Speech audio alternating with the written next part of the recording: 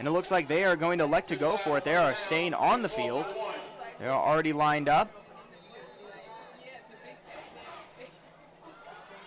And it is handed off to Williams. He finds a hole. He breaks through, and he will score. Quan Williams with the long touchdown run.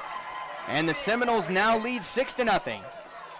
Center is one of the biggest positions on the football field. Having an injury to the center is a huge development, because when you're the quarterback, you're used to taking snaps from a certain player. Now you're having to take it from a different player, and it could potentially disrupt the timing for Pruitt. This Rockdale offense will take over at the 24-yard line. Alexander dropping back. He is looking for Smith deep in the end zone, and it is up, and it is caught for a huge touchdown for Rockdale County. Alexander will run it to his right, looking for the outside. He will get around the corner, and he will score. Yeah, that was a big stop right there for Khalil Maxwell as he was in on the play. Also, Ramel London was in as well on that stop, so lost yards. And now, even though they had 1st and 5, they now were unable to get a first down, and it's now 4th and long. Good play call there. We haven't seen Steele run the ball a whole lot today. So good job to keep it himself. Finds a huge hole down the left side of the field and is able to scamper into the end zone to make this a 2-score game. That's exactly what the Patriots needed there. They responded. 3 straight offensive scores for the Bulldogs. And now the Patriots respond with one of their own to extend this lead. Pruitt doing it himself, going right up the middle. Almost no resistance from a seemingly tiring Bulldogs defense. Trying to put the ball in the end zone to make this a 2-score game. Pruitt comes in motion.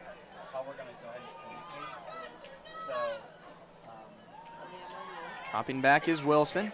He will tuck it, and he will now take it himself. He finds a little bit of room to the outside. He gets a great block by Williams. Breaks some more tackles. Fighting his way towards the end zone, and he will be brought down at about the 3-yard line. Very impressive run by the Seminoles quarterback, and he continues to do it himself here.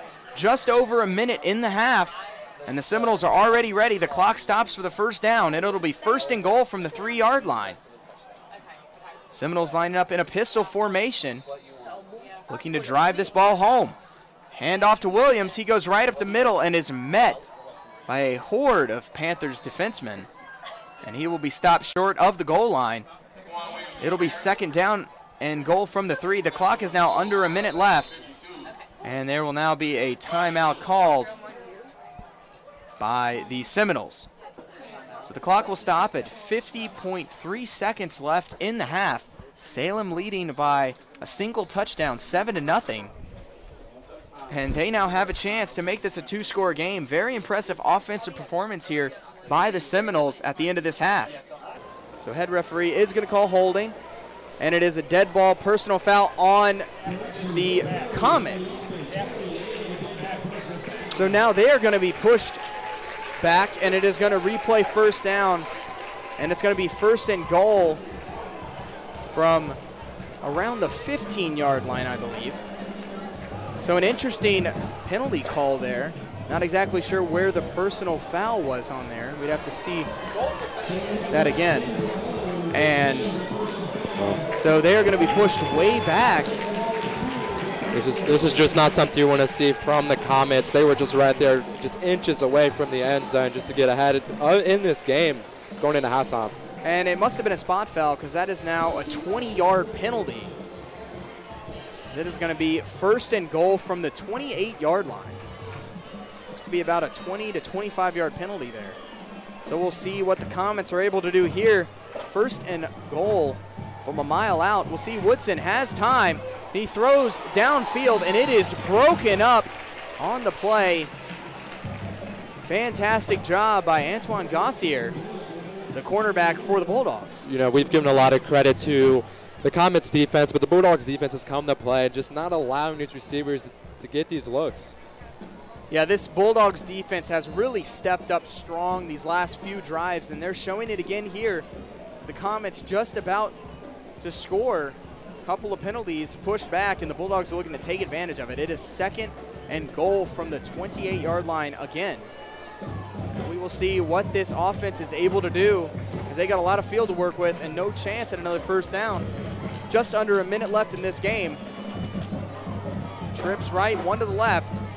Woodson dropping back, looking downfield, doesn't see anything. He now throws it, and it is caught by Lawrence, who fights forward, gets inside the 15, and the clock will continue to run. No first down and no timeouts here for the Comets, as they have to quickly line up as the clock is going down till near the 30-second mark. Yeah, So they just got to keep the ball moving here. a lot of urgency here as Woodson barks the play calls. Clock is now below 30 seconds. Woodson looking deep to the end zone. The ball is up, and it is deflected and then intercepted, but there is a flag on the play. It appears to be pass interference, but continuing to run is McSween, and he is finally brought down at about the 18-yard line, but I believe this will be going back, and it will give the Comets good field possession with just about 6 seconds to go. It was a good pass by Woodson, but again, we need to give credit to this Bulldogs defense. They have come to play, and they're just not giving up on the play. Again, we saw a deflection. They take the ball back. Flag or not, they're going to keep going through the play. So we will see what the Comets decide to do. They have very little time, and we've seen a good leg from Comets kicker Dawson Newman. Yeah, with 6 seconds left, you would have to think they're just going to kick the field goal before halftime. And that was a smart play there. I don't think McSween did it on purpose, the Bulldog who intercepted that, but by him running around, he ran out a lot of clock and pretty much took away any chance that the Comets were going to have to put the ball in the end zone. So we'll see if Newman can take the lead here. 1-point game. It looks to be about a 22-yard field goal.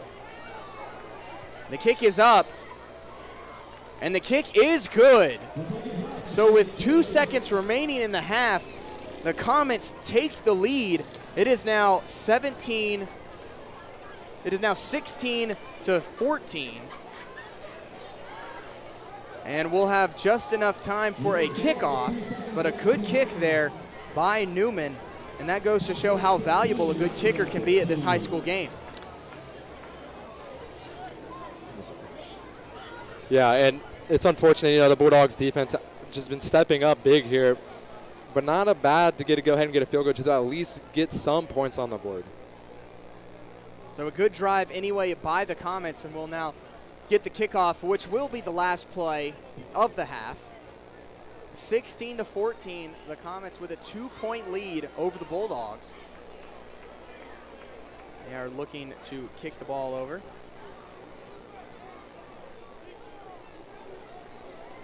So Newman will set the ball to the right hash mark at the 40-yard line.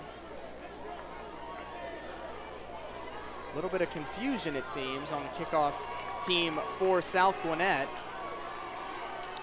It's been a couple costly plays for the Comets with the fumble and now the flags to push them back. We see the student section for South Gwinnett getting back into this game, trying to will their Bulldogs to make one miraculous play here with 2 seconds remaining in the half. We'll see if what Newman decides to do here.